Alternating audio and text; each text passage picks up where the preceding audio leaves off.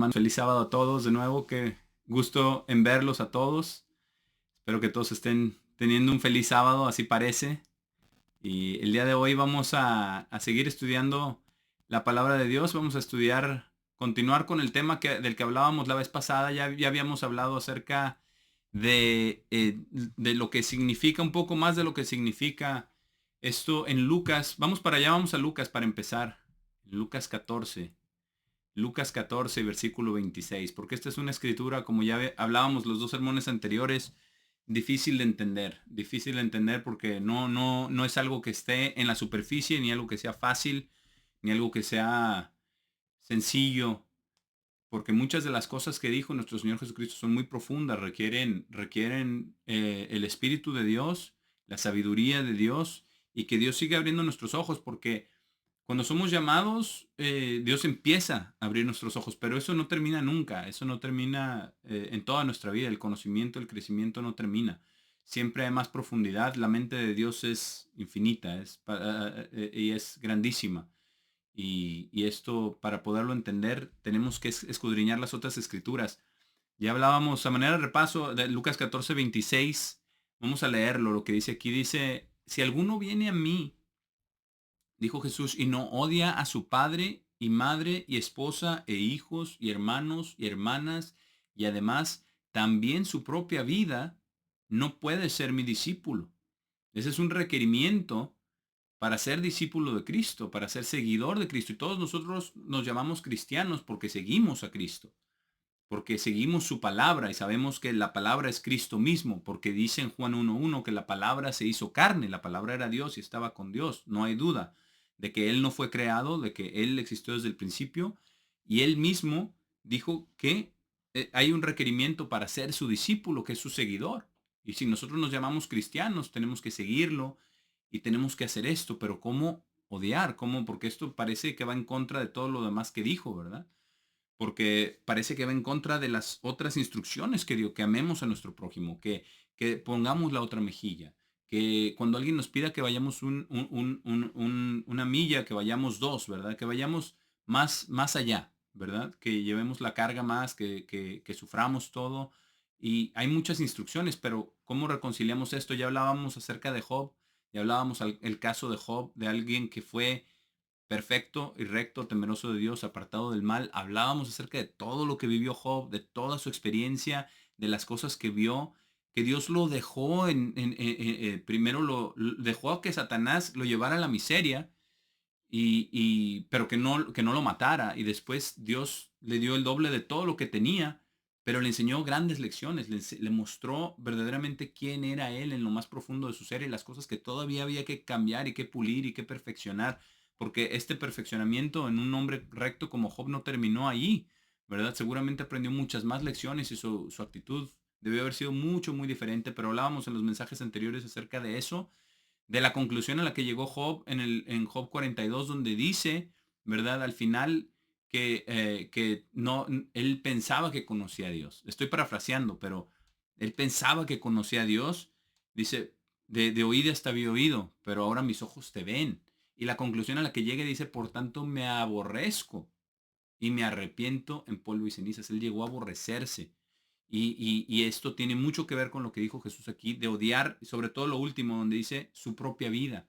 No de odiar su propia vida, no dice que se odie a sí mismo, sino su propia vida. Y dice aquí a su padre, a su madre, esposa, hijos, pero ¿qué quiere decir esto? Vamos a Romanos 7, porque este capítulo en Romanos, el apóstol Pablo hace un análisis bien profundo de este mismo problema, del problema que tenemos con nuestra naturaleza, con nuestra carnalidad. Y es de lo que estábamos viendo acerca de lo que leíamos en el libro de Job. Y leímos gran parte de varios versículos, muchos versículos en Job, en dos mensajes anteriores, de todo esto, de lo que vio acerca de su propia autojusticia, de no darle el crédito a Dios, de saber y de sentir que le estaba haciendo lo correcto porque lo estaba haciendo, Dios lo dijo, pero que había más, que no se trata solamente de guardar la letra de la ley, no se trata solamente de guardar algunas cosas o las cosas en la letra, de hacer las cosas en lo exterior, de que nuestra justicia no es más grande que la de Dios, de que no podemos nosotros ofrecer el sacrificio por alguien más como Él lo ofrecía por sus hijos. A sus hijos, Dios le permitió a Satanás que los destruyera, que los matara. Pero Dios, sabiendo el potencial, sabiendo también acerca de el último gran día, del octavo día de la fiesta, el significado de ello, Dios es muy misericordioso y sabiendo todo eso, pero aprendimos muchas lecciones del libro de Job. Esto nada más a manera de repaso, pero hoy vamos a ver acá en Romanos 7, en el Nuevo Testamento, vamos a leer cosas muy, muy importantes que el apóstol Pablo explica exactamente acerca de lo mismo que Job vio al final, cuando Dios se mostró a él y empezó a hablar de él desde el torbellino y le mostró todas esas cosas y que llegó a la conclusión de aborrecerse a sí mismo. Romanos 7, vamos a empezar en el versículo 14. Versículo 14. Esto es algo muy profundo, muy importante que nos detengamos a examinar esto, que nos detengamos a entender lo que está diciendo en nuestra vida y que lo pongamos cada uno de nosotros en nuestra vida, que nos veamos en este espejo. Este es un espejo. En el versículo 14 dice, porque sabemos que la ley es espiritual. ¿Por qué es espiritual? Porque Dios es espíritu, ¿verdad? Y todas las leyes que Él dio son espirituales. Lo espiritual es superior a lo natural. Aún las leyes físicas son también espirituales porque Dios es espíritu y Dios las dio. Entonces son físicas, pero también es espiritual. La ley, todas las leyes de Dios son espirituales. El guardar el sábado, el amar a Dios, ¿verdad? El no tener otros dioses delante de Él. Todo esto es espíritu. Y eso lo magnificó Jesús, ¿verdad? Leemos el Sermón del Monte y empieza a explicar la profundidad espiritual de cada uno de los mandamientos, ¿verdad? Que no es solamente no matar, sino no odiar, que no es no solamente no cometer adulterio en el acto carnal, sino en la mente. O sea, es maravilloso. Por eso dice aquí Pablo, la ley es espiritual. Dice, pero yo soy carnal, habiendo sido vendido como un esclavo bajo pecado. Hemos sido vendidos como esclavo, como pecado. Nosotros también, hermanos. Si Pablo lo fue, nosotros también hemos sido vendidos como un esclavo bajo pecado. Acabamos ahora de celebrar la Pascua y la fiesta de panes sin levadura. La Pascua significa nuestra redención. Es exactamente lo que significa a través de la sangre de Cristo, del Cordero. Y después, la fiesta de panes sin levadura, vamos sacando el pecado de nuestras vidas. Nos damos cuenta de lo difícil que es, cuánto necesitamos que el pan de vida, Jesús mismo, que more dentro de nosotros, pero ahora nos estamos moviendo a Pentecostés, vamos hacia la resurrección, vamos hacia la perfección. Y esto es parte integral de entender ese proceso. En estas semanas que estamos en el conteo, ya llevamos 2 semanas en el conteo hacia Pentecostés. Entonces vamos a ver lo que dice aquí. Hemos sido vendidos como un esclavo bajo pecado. Dice, porque lo que estoy ejercitando yo mismo no lo sé. Ahí nos explica cómo es que he sido vendido como un esclavo bajo pecado. Porque lo que no deseo hacer, eso hago. Más aún, lo que odio, eso es lo que hago. Y detengamos un momento a vernos en este espejo, porque cuántas veces caemos nosotros en esto. Lo que odiamos es lo que hacemos. Yo sé que no debo de, y ahí ponga usted lo que usted, de la piedra en la que tropieza o las piedras en la que tropieza, porque yo también, y yo me pongo ahí y yo veo cada vez un poquito más claramente todas esas piedras, ¿verdad? En las que tropiezo. Y no quiero hacer esto así, y no quiero decir esto así, y no quiero tratar a esta persona así, pero termina uno haciéndolo casi en contra de su voluntad. Y es exactamente lo que está explicando aquí el apóstol Pablo. Y dice, ¿por qué? Dice que porque hemos sido vendidos como esclavo bajo pecado. Hemos heredado esa naturaleza pecaminosa de nuestros padres Adán y Eva. Y esto se ha heredado desde que comieron ellos del árbol que Dios les dijo que no comieran. Desde el árbol del conocimiento del bien y el mal, esta naturaleza, y lo vamos a ver cómo lo nombra, ¿verdad? Porque esto tiene un nombre, y cómo hemos sido todos, toda la humanidad, hemos sido vendidos como esclavos bajo pecado. Todos. Y tenemos que aprender acerca de esta naturaleza. Y porque lo que no deseamos hacer, eso terminamos haciendo. Y dice, y lo que odio es lo que hago. Y eso nos pasa muchas veces. Nos pasa a diario en cosas que odiamos y no nos damos cuenta hasta que pasa tiempo, hasta que vemos hacia atrás, hasta que cosechamos muchas veces los frutos de ese daño que hemos sembrado, de ese pecado, de esa transgresión. No por maldad, no por nuestra propia maldad que tengamos intención de dañar a alguien. Eso es exactamente lo que está explicando. Y no lo está usando como excusa tampoco. Porque muchas personas pueden decir, bueno, pero es que no soy yo, ¿verdad? Es que es el mal que está en mí. Aquí lo explica, dice, pero si estoy haciendo, versículo 16, pero si estoy haciendo lo que no deseo hacer, estoy de acuerdo con la ley que es buena. Pero ¿qué hace el cristianismo tradicional? Le echa la culpa a la ley. No, es que por la ley, mira, si no hubiera ley, pues no hay pecado. No hay pecado, todos estamos bien, estamos solamente bajo gracia y es lo que te dé tu gana. Pero eso no es lo que dice la palabra de Dios. Dice el apóstol Pablo, no, la ley es buena, el problema no es la ley. El problema no es la ley. La ley es buena. Yo estoy haciendo lo que no deseo hacer. Y lo estoy haciendo porque he sido vendido como esclavo bajo pecado. Pero ya no quiero servir al pecado. Ya no quiero ser esclavo del pecado. Y para todos los que hemos sido bautizados, ya hemos sido redimidos de la paga del pecado. Ya hemos sido redimidos de la paga. Y vamos a ver que hay una diferencia entre ser redimido de la paga, pero nuestra naturaleza. Porque esas dos cosas no son exactamente lo mismo. La naturaleza humana no se va de nosotros automáticamente cuando nos bautizamos. Así no sucede. Así nos sucede. Recibimos el Espíritu Santo, recibimos el poder de lo alto para poder vencer al pecado, para poder vencer nuestra propia naturaleza. Pero es un proceso y toma tiempo. Pero primero tenemos que reconocer lo que Pablo está reconociendo aquí. Y dice en el versículo 17, así entonces no estoy más ejercitándolo yo mismo, más bien es el pecado que está viviendo dentro de mí. Y lo está dando, está explicándolo de esta manera para que entendamos que todos tenemos pecado que está viviendo dentro de nosotros por nuestra naturaleza que heredamos de Adán y Eva. No está diciendo esto como una excusa para decir, bueno, Dios, es que no soy yo soy bueno, pero mi pecado es malo, échale la culpa a mi pecado, ¿no? No se puede de esa manera. Es para que entendamos la profundidad de la maldad de nuestra naturaleza y no solamente eso, sino que podamos entonces recibir, entender la magnitud del sacrificio de Cristo y entender la magnitud de la gracia de Dios en nuestra vida y poder caminar de otra manera y esforzarnos por caminar de otra manera, esforzarnos por luchar en contra de esta naturaleza, de este pecado que está viviendo dentro de nosotros, porque si este pecado estaba viviendo dentro del apóstol Pablo, está viviendo dentro de nosotros también. Y el apóstol Pablo ya había sido convertido y ya tenía el Espíritu Santo de Dios. Y está diciendo que el pecado estaba morando dentro de él, viviendo dentro de él. Y dice en el versículo 18, porque entiendo plenamente que no está viviendo dentro de mí, esto es, dentro de mi ser carnal, ningún bien. De lo que se estaba dando cuenta es, yo por mí mismo, yo no tengo nada bueno.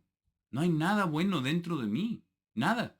Porque si lo hubiera yo, obraría de manera diferente, haría las cosas de manera diferente. Yo podría sobreponerme a este pecado, pero no hay en mí ningún bien por mí mismo. Ahora, como Adán y Eva tomaron de ese árbol, ¿verdad? Del conocimiento del bien y del mal, hay parte del bien. La gente no es completamente mala, pero tampoco es completamente buena porque tiene partes de bondad o partes que se asemejan a la bondad de Dios. Pero la bondad del árbol de la ciencia, del conocimiento del bien y del mal, esa bondad no es la bondad de Dios. Eso tenemos que entenderlo. La bondad de Dios estaba en el árbol de la vida. Es diferente. Esta es la bondad del mundo, la bondad de nuestra mente, de lo que nosotros pensamos. Y ahora el mundo está tan corrupto que ya a lo bueno llaman malo y a lo malo llaman bueno. Y ese es un problema muy grave en nuestra sociedad del día de hoy.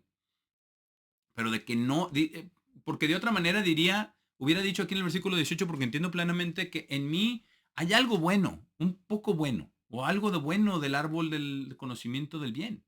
Pero no dice así. Dice, entiendo plenamente que no está viviendo dentro de mí, dentro de mi ser carnal, bien. Así dice, bien. Lo de ninguno es añadido, pero eso es a lo que se refiere. No hay bien. No hay bien. Y en el Salmo 14 lo dice, no vamos a ir allá por cuestión de tiempo, pero en el Salmo 14 lo dice claramente. No hay nadie que busque a Dios. No hay ninguno que sea bueno, ni siquiera uno. ¿Por qué? Porque por nosotros mismos no hay ni siquiera uno que sea bueno. Ninguno. La única bondad en cualquier ser humano es la bondad de Dios que Dios pone ahí. Y dice que no hay ningún bien. Ningún bien. Y esto lo entendió David. Vamos al Salmo 16 y después volvemos acá a Romanos 7. Vamos al Salmo 16, porque esto lo entendió el rey David. Como dice en el Salmo 16, versículo 1. Y si leemos este salmo, dice un tesoro secreto de David. Estas son cosas muy profundas que Dios le reveló a David, que David escribió, como un tesoro secreto. Dice, presérvame, oh Dios. Es una oración, es un clamor, ¿verdad? Presérvame, oh Dios, porque en ti tomo refugio. He dicho al Señor, tú eres mi Señor, no tengo bondad separado de ti. Ahí está, claramente en la Biblia. Dice, no tengo bondad separado de ti. No dice, tengo algo de bondad, pero está mezclada con mentira, viene todo de este árbol del que... No, no, no dice, no tengo bondad separado de ti. No hay nada bueno en nosotros. No hay nada bueno en nosotros. Él entendió que lo que pone Dios en nosotros, y aquí lo entendió, por el versículo 3 dice, en cuanto a los santos en la tierra, ¿quiénes son los santos? Quien Dios ha santificado a través de su Santo Espíritu. Dice, ellos son los excelentes en quien está todo mi deleite. Y esto lo está diciendo, ¿verdad? Lo está diciendo David, pero con, entre comillas, o sea, diciendo que esto es lo que piensa Dios de sus santos. Ellos son los excelentes en quien está todo mi deleite, pero tenemos que entender que está todo su deleite por lo que Dios pone ahí, no por nuestra propia bondad. No hay bondad separado de Él. No hay bondad. Hay personas que piensan que hay buena voluntad en las personas. Sí, sí hay algo de buena voluntad, pero hay personas que creen eso desproporcionadamente. Un ejemplo famoso, hubo una pareja que una vez dijeron, no, es que la gente tiene buena voluntad. La gente es inherentemente buena. Nosotros vamos a viajar por todo el mundo y vamos a mostrarles y vamos a tomar video y todo esto, ¿verdad? De su travesía a través del mundo y nos vamos a quedar ahí con gente, ¿verdad? Que nos hospeden. Es una pareja, ¿verdad? Un hombre y una mujer. Y ellos confiaban en la bondad de todas las personas y pues les fue bien por un buen tiempo, pero después llegaron a un lugar y se toparon con personas que eran malvadas, ¿verdad? Y terminaron muertos, murieron. Usted puede buscar los detalles, pero esa historia sucedió. Sucedió esta pareja que creía en la buena voluntad de los hombres y terminaron muertos, terminaron asesinados por personas que ellos creían que eran buenas, porque pensaban que todas las personas tenían bondad dentro de ellas. Y así ocurrió con muchas personas de buena voluntad, que les ofrecían hospedaje, una comida. Mucha gente le gusta hacer el bien, pero no es así. Terminó ese experimento, terminó en desgracia. Y es porque no hay bondad separado de Dios. No hay. Esa es la realidad. Volvamos ahora a Romanos 7, porque hay algo muy profundo acá. En el versículo donde nos quedamos, en el versículo 18, ya habíamos leído la primera parte, que no está viviendo dentro de nosotros ningún bien. No hay bondad separado de Dios, no la hay. La bondad de Dios solamente puede venir de Dios y tenemos que pedirle que Él venga a morar a través de su Espíritu Santo en nosotros. Y Dios el Padre y Jesucristo dicen que ellos harán su morada con nosotros si guardamos sus mandamientos, si los buscamos, si los dejamos, si cedemos ante ellos. Y eso es lo que tenemos que hacer. Pero dice, continúa aquí con esta disertación, el apóstol Pablo está analizando, los psicólogos no le llegan ni a los talones al apóstol Pablo, de lo que Pablo entendió acerca de nuestra naturaleza, de nuestra mente, de cómo funciona nuestra mente y nuestro corazón y nuestras acciones, nuestras motivaciones. Aquí dice, porque el deseo de hacer el bien está presente dentro de mí. Y esto es lo que pensaba esta pareja que terminó asesinada. Dice, pero ¿cómo ejercitar eso, lo cual es bueno? No encuentro. Y eso es lo que pasa, ¿verdad? Nosotros tenemos el deseo de hacer el bien, tenemos el deseo de hacer el bien, pero no podemos ejercitarlo. A veces lo queremos hacer y no nos sale, ¿verdad? Y pensamos, bueno, es que nos falta autocontrol, probablemente, pero no está dentro de nosotros, totalmente. Pero tenemos que darnos cuenta de ello, que hemos sido vendidos como esclavos bajo pecado, de que nuestra naturaleza está cambiando, pero no está totalmente cambiada. Está cambiando y es un proceso y toma mucho tiempo. Pero lo primero que tenemos que darnos cuenta es nuestra naturaleza, que lo que no deseamos hacer, eso hacemos. Y eso nos pasa y lo explica de manera maravillosa. Y es para que nosotros entendamos, no es para deprimirnos, sino para darnos cuenta de lo difícil que es el cambio y también para llegar a ser discípulos de Cristo verdaderamente, porque ese es el requisito. El requisito es odiar nuestra propia vida incluso. Y después vamos a ver esto, pero cuando vemos el deseo de ser bien está presente dentro de mí, pero cómo ejercitar eso, lo cual es bueno, no encuentro. Y cuando empezamos a pensar en esto, no solamente acerca de nosotros, sino de los demás, si nos damos cuenta de que, sobre todo nuestros hermanos en la iglesia, también tienen ese deseo de hacer el bien. Si no, no estarían aquí. Pero cómo hacerlo, no lo encuentran ellos tampoco, ni nosotros, ni el apóstol Pablo. Y dice en el versículo 19, no solamente habla en términos teóricos, sino que lo dice directamente en la práctica, porque el bien que deseo hacer no estoy haciendo, sino el mal que no deseo hacer, eso estoy haciendo. Y nosotros también, hermanos. No todo el tiempo. Nosotros no practicamos pecado. Hay una diferencia entre pecar y practicar pecado. El practicar pecado es la manera de vida de una persona, es lo que busca, es en lo que se aferra y nosotros no somos así. Vamos a Primera de Juan brevemente. Primera de Juan, para ver lo que dice aquí concerniente a, a la práctica del pecado. Vamos a Primera de Juan capítulo 3. Primera de Juan capítulo 3. Y versículo, vamos a empezar acá desde el versículo 6. Dice, todo el que vive en él, hablando de Cristo, de Dios, dice, todo el que vive en él no practica pecado. Cualquiera que practica pecado no lo ha visto a él ni lo ha conocido a él. Hijitos, no dejen que nadie los engañe. Aquel que practica justicia es justo, así como él es justo. Aquel que practica pecado es del diablo, porque el diablo ha estado pecando desde el principio. Para este propósito apareció el Hijo de Dios para poder destruir las obras del diablo. En el versículo 9 nos dice, todo aquel que ha sido engendrado por Dios no practica pecado. En otras versiones dice incorrectamente no peca, pero eso no es verdad. No es verdad y ahorita vamos a ir a otra escritura que lo comprueba. Dice, todo aquel que ha sido engendrado por Dios no practica pecado, porque su semilla de engendramiento, o su semilla, ¿verdad? De engendramiento está añadido para clarificar.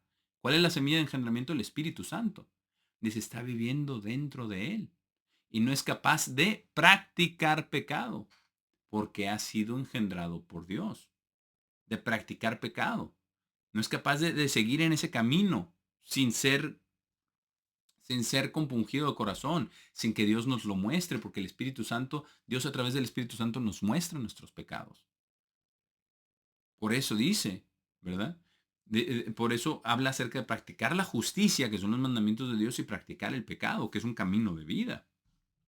Pero vamos acá en 1 Juan 1, es donde nos dice, ya al final del capítulo, 1 Juan 1, aquí es como podemos comprobar cómo esa traducción está mal hecha. El que ha sido engendrado por Dios no peca. Dice, no practica pecado como estilo de vida, como esperanza, como manera de vivir. En el versículo 8 de Juan 1 dice, si decimos que no tenemos pecado, estamos engañándonos a nosotros mismos y la verdad no está en nosotros. Entonces sí tenemos pecado. Pero en el versículo 9 dice, si confesamos nuestros pecados, Él es fiel y justo para perdonar nuestros pecados y limpiarnos de toda injusticia. Si decimos que no hemos pecado, lo hacemos a Él un mentiroso y su palabra no está en nosotros. Por eso es practicar pecado. Por eso, esa es la diferencia en 1 Juan 3.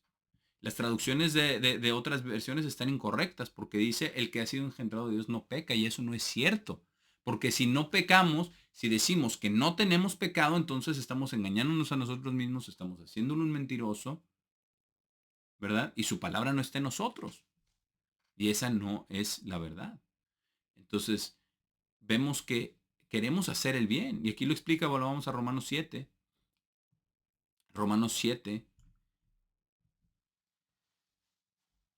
Y en el versículo 20. Dice, pero si hago lo que no deseo hacer, porque si hemos sido vendidos al pecado, porque no hay ningún bien en mi ser carnal, como lo explicó en el versículo 18, dice, pero si hago lo que no deseo hacer, no estoy ejercitándolo yo más, sino el pecado que está viviendo en mí.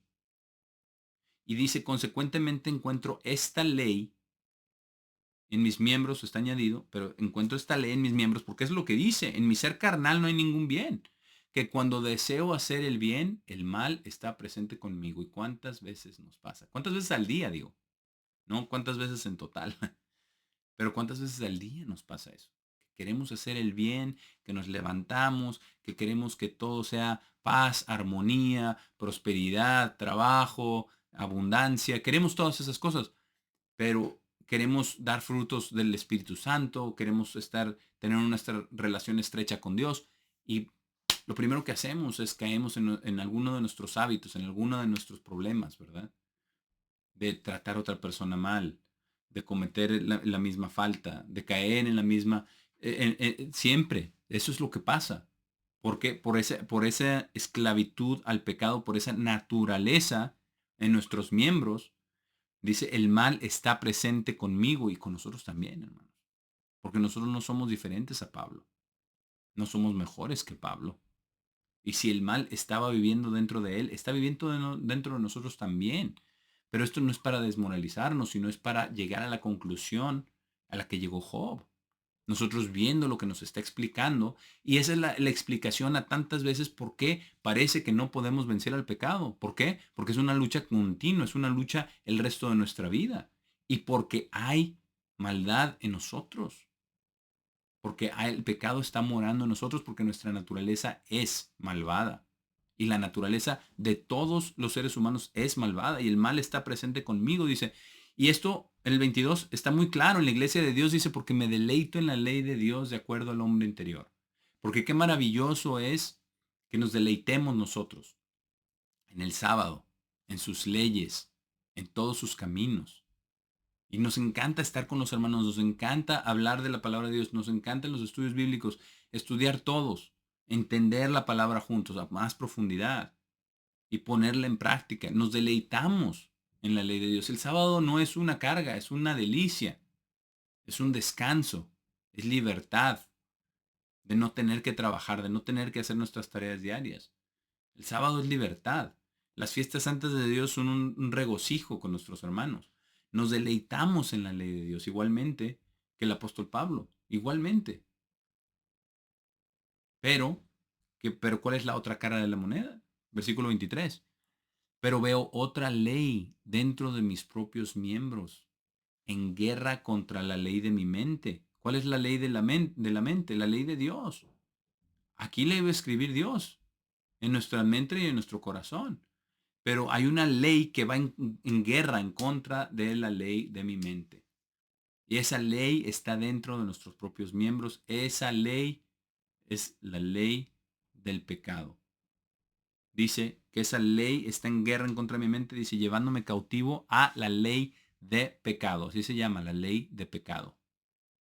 La ley de pecado. Y después la llama la ley de pecado y muerte, como vamos a ver en el capítulo 8, pero es la ley de pecado. Y nos lleva cautivos a todos. Porque no somos mejores que el apóstol Pablo y no somos mejores que Job.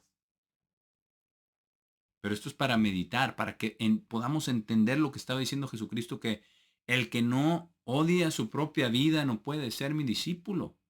Esto es a lo que se estaba refiriendo, a esta ley de pecado que está dentro de mis propios miembros, dice el apóstol Pablo. Esta ley de pecado, esta ley de muerte.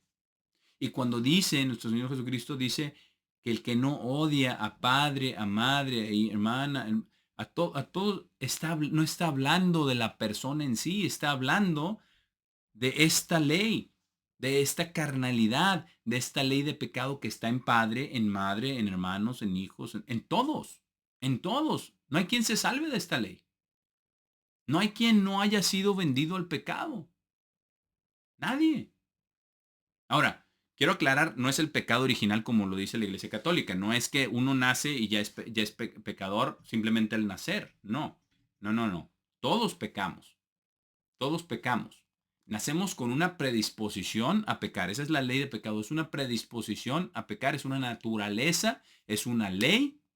Pero no nacemos pecadores. Eso sí tiene que quedar claro. No nacemos. Nadie nace siendo pecador. Donde dice en el Salmo 51, porque muchas personas interpretan eso para justificar el pecado original como le enseña la Iglesia Católica, que no es una doctrina correcta. Hablan acerca de que en pecado me concibió mi madre. Sí, pero en ese pecado de su madre fue concebido él. De otra manera, Jesús hubiera sido pecador. O tendríamos que adoptar también la doctrina de la Inmaculada Concepción, ¿verdad? Y de todo esto acerca de María, que fue especial, que ella fue la única que nació sin pecado, sin esta ley. No dice tal en la Biblia. No es comprobable con la palabra de Dios. No nacemos siendo pecadores, pero pecamos. Pero pecamos después de que nacemos. Entonces, eso sí que quede bien claro, porque no estamos hablando acerca de un pecado original, estamos hablando de una ley, de una naturaleza, y esa naturaleza está en todo ser humano. Y dice, esa ley está dentro de nuestros propios miembros. ¿Y cómo se ve el apóstol Pablo? ¿Y qué dice acerca de ello? Versículo 24, oh, qué hombre miserable soy. ¿Quién me salvará del cuerpo de esta muerte? Miserable soy. Y es muy parecido a lo que dijo Job, ¿verdad?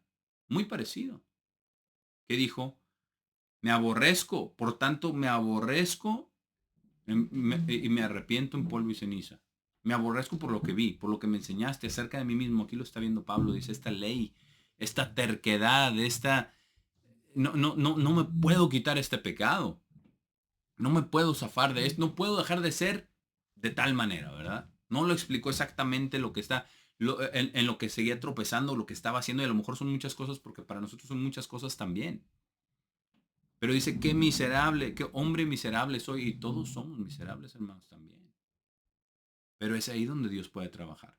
Es ahí donde Jesús puede morar. Es ahí donde podemos seguirlo. Cuando estamos hartos de nuestra propia naturaleza. Cuando llegamos al colmo de no poder vencer.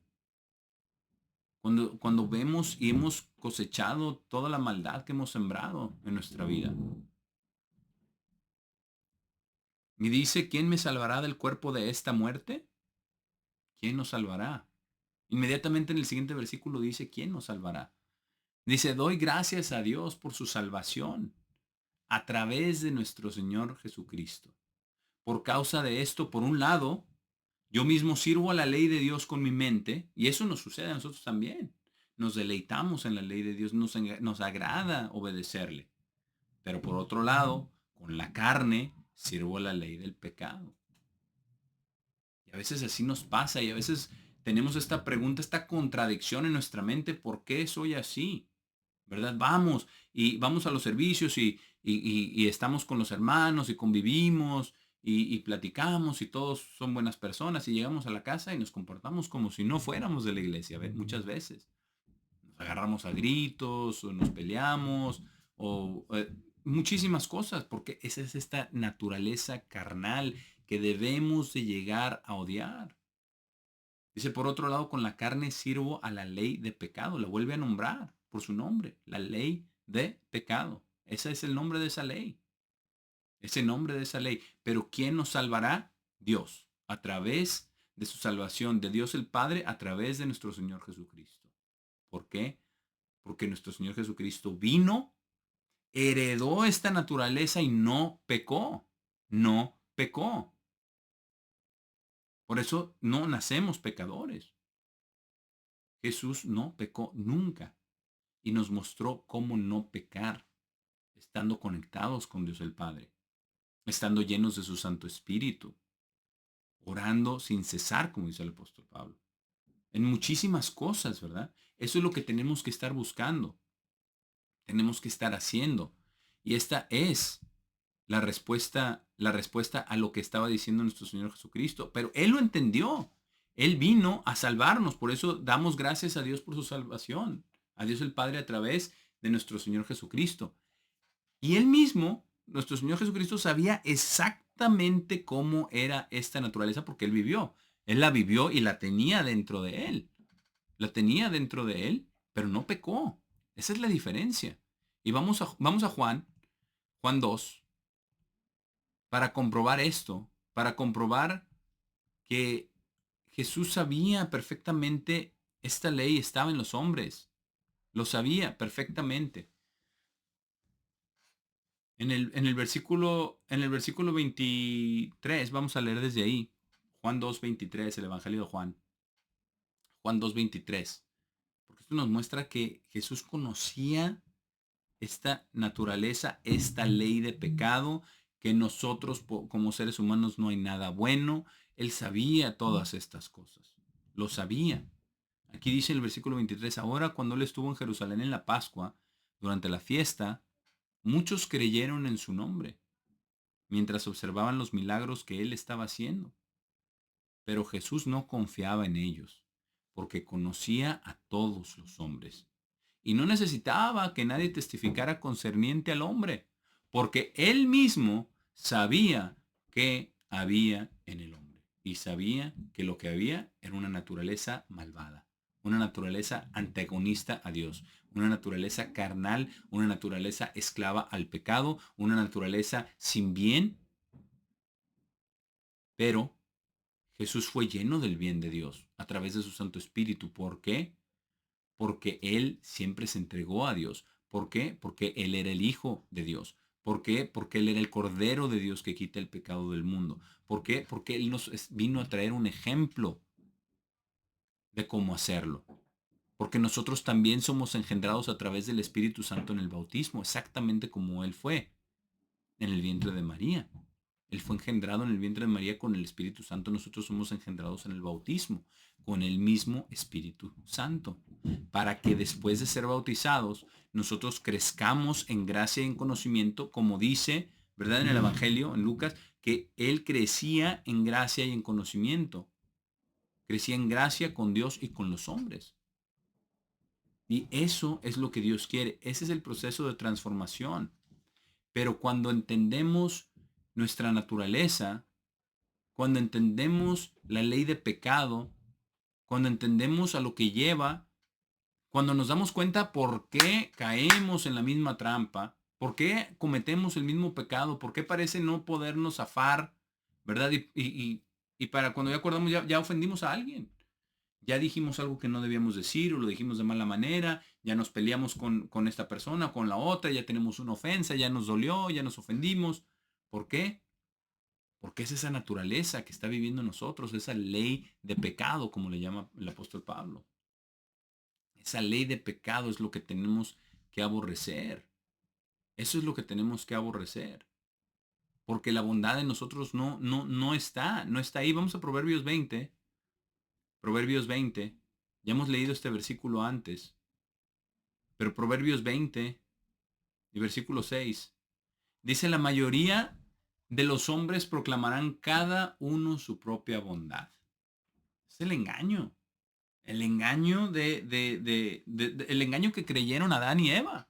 No morirás, me vas a hacer como Dios. Vas a ser bueno como Dios. Bueno, sí, ahí viene el mal, ¿verdad? Conocimiento del bien y mal. No es todo solo mal. Pero la mayoría de los hombres proclamarán cada uno su propia bondad. Pero ¿quién puede encontrar un hombre fiel? Es una pregunta. ¿Quién va a ser fiel a Dios hasta el final? ¿Quién va a querer a Dios en su vida a través del Espíritu Santo? Esa es la pregunta. Porque si queremos vencer esta naturaleza carnal, si queremos vencer al pecado, solamente Dios puede. Dios en nosotros. Solamente Él. Es precisamente por eso, por lo que dijo que nadie puede ser su discípulo.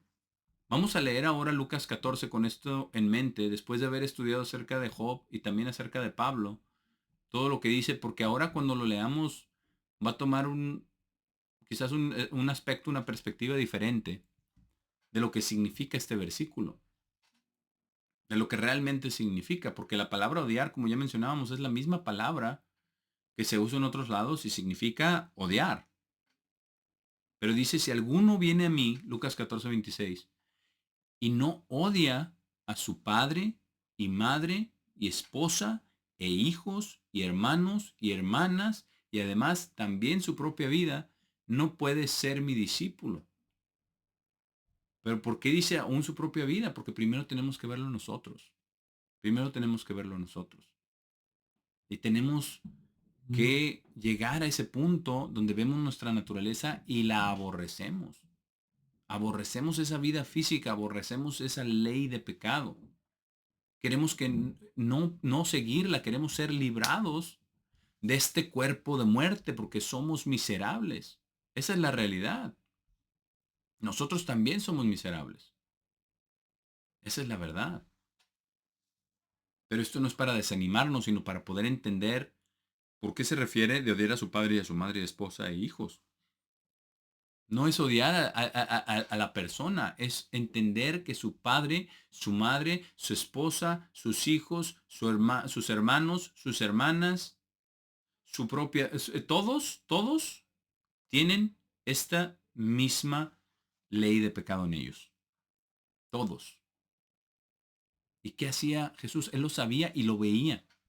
Y cuando lo veía, tenía compasión de ellos y los sanaba y los enseñaba y les instruía y los guiaba a Dios el Padre y les decía que vinieran a Él y que lo siguieran, ¿verdad? Esto es algo muy importante y precisamente por eso está diciendo esto. Porque si lo podemos ver, si estamos, por ejemplo, en un conflicto, en un desacuerdo con nuestro cónyuge, por ejemplo, porque dice esposa, o con nuestros hijos, o con nuestro hermano, o con nuestra madre o padre, si podemos ver, si pudiéramos detenernos durante ese conflicto, detenernos y recordar estas cosas, y recordar que nosotros hicimos algo, que nosotros tenemos naturaleza malvada, pero que ellos también, y que deseamos que eso ya no esté ahí.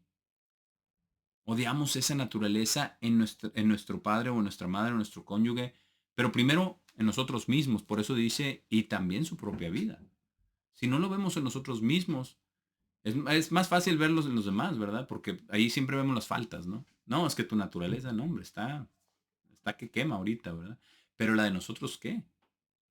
La de nosotros, ¿qué? Pero odiar esa naturaleza, odiarla. Y si la odiamos, entonces, ¿qué vamos a hacer? Vamos a orar por esa persona. Vamos a orar para que Dios les conceda ver la parte de error, pero primero tenemos que orar por nosotros mismos, ¿verdad? Eso fue lo que dijo Jesús ahí en Mateo 5. Dijo, primero, no seas hipócrita, ¿verdad? Primero saca el poste que tienes en tu ojo para que saques después la astilla que tiene tu vecino. Entonces, todo esto se relaciona.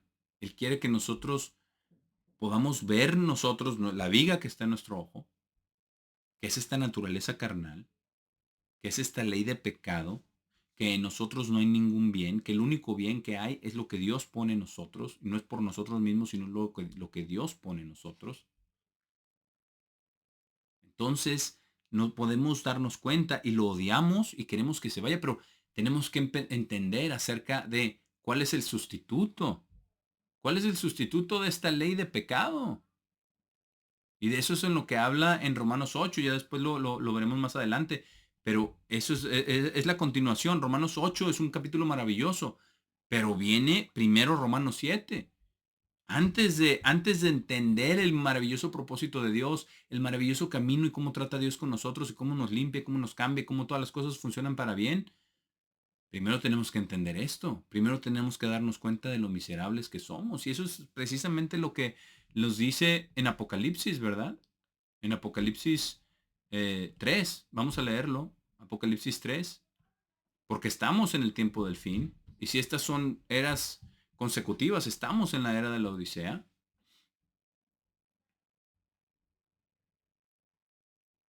En el versículo 14 dice, y el ángel de la iglesia de los laodiceanos escribe, estas cosas dice el amén, el testigo fiel y verdadero, el iniciador de la creación de Dios. Conozco sus obras que no son ni fríos ni calientes. Me gustaría que fueran fríos o calientes. ¿A qué se refiere esto? Se refiere precisamente a esto. Decídanse, conózcanse a ustedes mismos. ¿Qué psicólogo ni qué otra cosa? No, no. El apóstol Pablo nos enseña la verdad de nuestra naturaleza. Dios le reveló esto a Pablo para que lo pudiera decir. Cristo no podía haberlo enseñado de esa manera porque Cristo nunca pecó. Pero el apóstol Pablo sí pecó. Y si estaba sujeto al pecado y él lo tenía en él mismo y él lo vio en él mismo para podernos explicar a nosotros que nosotros también somos iguales. Eso es lo maravilloso de cómo trabaja Dios. Y dice aquí, el testigo fiel y verdadero. Dice, conozco tus obras que no son ni fríos ni calientes. Porque pues hay más o menos, ¿verdad? Ahí tenemos algo de naturaleza, pero algo de Dios y ahí se va revuelto. No. Dice, entonces dice versículo 16, porque son tibios y no son ni fríos ni calientes, los vomitaré de mi boca. Dios quiere 100% esforzados, pero lo primero es reconocer lo que somos. Lo primero es rechazarlo y seguir constantemente reconociéndolo y pidiéndole a Dios que cada vez eso se vaya alejando, que Dios lo vaya sacando a través de su espíritu. Porque eso es la lección que aprendimos en Panes sin Levadura, ¿verdad? Que no es solamente sacar el pan leudado, sino que es tomar el pan ácimo. Que no es solamente comer, ¿verdad? Que no es solamente dejar de comer pan leudado y inflado y dejar nuestra arrogancia y nuestra hipocresía y todas estas cosas que representa la levadura, la maldad. No, es poner la justicia, no es un vacío. La justicia tiene que alejar y empujar a la maldad. Por eso dice, porque dicen soy rico y me he hecho adinerado y no tengo necesidad de nada y no entienden que son desgraciados, miserables, pobres, ciegos y desnudos. Y nosotros también somos así, hermanos. También somos desgraciados, miserables, pobres, ciegos y desnudos. Pero lo que tenemos que hacer y estamos buscando es lo que dice el siguiente. Dice, les aconsejo que de mí compren oro purificado por fuego para que puedan ser ricos. La bondad de Dios, el Espíritu Santo de Dios. Eso es lo que Dios quiere que tengamos. Dice, y ropas blancas, las acciones justas de los santos, de un corazón limpio, de un corazón donde mora el Espíritu de Dios, donde el Espíritu de Dios está pleno y está actuando y está cambiando paulatinamente, no es algo de la noche a la mañana, pero está cambiando nuestro comportamiento día a día. Dice, compren oro purificado para que puedan ser ricos y ropas blancas para que puedan ser vestidos y la vergüenza de su desnudez no pueda ser revelada. Y unjan sus ojos con colirio para que puedan ver. Pero no podemos ver si no queremos ver. Si nosotros creemos, como en Proverbios 20, que somos buenos, si nosotros creemos que somos buenos, entonces ya no hay lugar para Cristo. Dice, no puede ser mi discípulo el que no odia su propia vida, el que no puede entender estas cosas acerca de su prójimo más cercano. No puede ser mi discípulo. Ese es precisamente a lo que se estaba refiriendo. Vamos a Lucas 14, de regreso a Lucas 14. Porque esto es precisamente lo que nos está haciendo la invitación a que vayamos a ser sus discípulos verdaderamente, pero nos tenemos que aborrecer a nosotros mismos, no la persona, sino nuestra naturaleza que heredamos, sabiendo que nosotros también podemos ser vasijas del Espíritu Santo, de la bondad de Dios, pero solamente en la medida que estemos conectados con Él a través de la oración, a través del ayuno, a través del estudio, a través de la meditación, sobre todo la meditación. Porque Jesús eso es lo que hacía, siempre estaba. Por eso cuando resucitó a Lázaro, ¿verdad? Oró en alta voz, dice, gracias Padre, yo sé que tú siempre me oyes. ¿Por qué? Porque él estaba orando constantemente, en constante comunicación con el Padre. Dice, pero para que ellos vean, ¿verdad? y te glorifiquen. Para eso lo resucitó. Para eso resucitó a Lázaro. Y para eso oró en alta voz. Pero esto es a lo que se refiere aquí cuando dice, si alguno viene a mí y no odia a su padre y madre y esposa e hijos y hermanos, ¿por qué? Porque es esa misma naturaleza. Es esa misma naturaleza. Verla en la otra persona, no para restregárselo en la cara, no, para vernos en ese espejo y recordar que en nosotros no hay nada bueno y empezar a ser más como Dios, a ser más misericordioso. ¿Por qué? Porque ve en la otra persona que la otra persona no puede hacer nada al respecto, como nosotros podemos, no podemos hacer nada al respecto. Es exactamente lo que dijo Pablo en Romanos. Es exactamente lo que él comunicó. Dijo, miserable de mí, no lo puedo hacer. Lo quiero hacer, pero no puedo. No lo puedo, es el pecado que está ejercitándolo dentro de mí. Si usted puede llegar a ver el pecado ejercitándose dentro de otra persona, no para decírselo, para tener compasión, sabiendo que nosotros somos igual. Nosotros somos igual. No somos mejores que nadie más. Porque entre realmente más esté viviendo Dios en nosotros, más misericordia vamos a tener, más compasión, más poner la otra mejilla. Esto es lo que significa esto de odiar a padre o madre como un requisito, y no solamente a padre, a madre, ¿verdad? Esposa, hijos, hermanos, hermanas, sino su propia vida. Darnos cuenta de nosotros, vernos en ese espejo y ver a las personas, sean o no sean convertidas. Esa naturaleza está en todos, en todos. No solamente, no, pero esa persona no es convertida, no entiende. No, en todos, las personas convertidas también, en yo mismo, en mí mismo también, así todos. Si entendemos esto, si lo visualizamos, si lo conocemos, lo aborrecemos, le pedimos a Dios que more dentro de nosotros, entonces podemos ser discípulos de Cristo. Entonces podemos seguir a Cristo.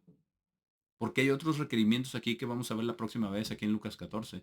Pero este es el primero. Lo primero es entender nuestra naturaleza y la naturaleza de todos los seres humanos, que incluye a todas estas personas, para poder llegar a ser como Dios. Es rechazar esta naturaleza en nosotros y también entristecernos cuando lo vemos en las demás personas. No entristecernos por nosotros, sino para tener misericordia, para saber que ellos tampoco pueden escapar de la ley de pecado, que ellos tampoco pueden dejar de obedecer a sus miembros, a su lengua que ofende, porque sí ofende, ¿verdad? A sus manos que hacen maldad, porque todos pecamos, no practicamos pecado, pero sí pecamos. Y esto es lo que significa entonces este requerimiento para poder venir a ser el discípulo de Cristo.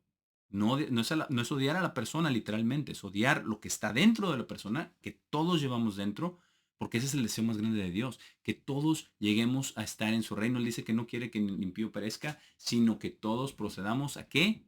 Al arrepentimiento. ¿Para qué? Para poder estar en su familia, para que Dios pueda vivir en nosotros y que podamos llegar a ser como Dios y después ser nacidos en su familia. Esto es lo que significa esta escritura de Lucas 14:26 tan controversial, pero espero que podamos comprender esto, que lo apliquemos, que lo meditemos, que reflexionemos en el día a día en esto de odiar la naturaleza de las personas. Entonces, por hoy damos terminado el mensaje de hoy, de este requerimiento de odiar en la Biblia.